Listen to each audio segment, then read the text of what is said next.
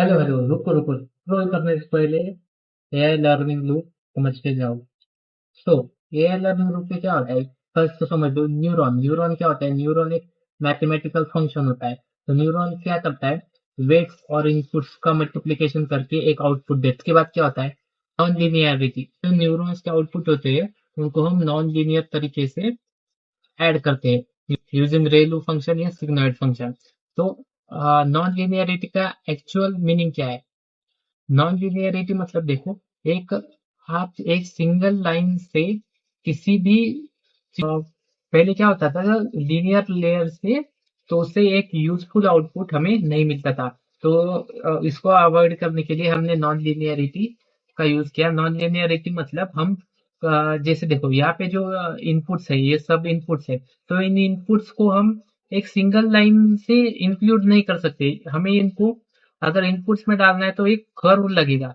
तो कर्व से हम एक कर्व ड्रॉ करेंगे तो ये सारे इनपुट्स हमें नॉन लीनियर तरीके से हमारे न्यूरॉन के फंक्शन के अंदर ऐड हो सकती है, लेकिन एक सिंगल लाइन से नहीं हो सकती। इसलिए हमने नॉन लीनियरिटी फॉलो किया।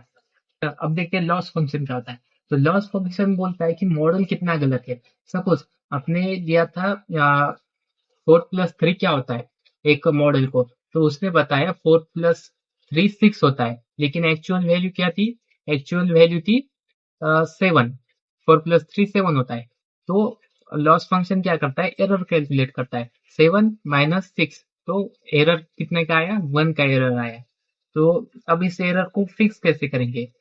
तो इस एरर को फिक्स करने के लिए तो इस एरर को करते हैं बैक प्रोपेगेशन। बैक प्रोपेगेशन क्या होता है? अगर किसी वेट की वजह से अगर किसी वेट की वजह से एरर आ रहा है तो उस वेट को रिड्यूस किया जाता है। तो इस तरीके से एआई का ट्रेनिंग लूप चलता है। पहले क्या होता है? इनपुट्स लेते हैं, वो एक आउटपुट देते हैं, और उस आउटपुट से फिर एरर कैलकुलेट होता है, और उस एरर को एडजस्ट करने के लिए हम बैक प्रोपेगेशन करते हैं, वेट्स को अपडेट करके फिर से हम मॉडल को ट्रेन करते हैं।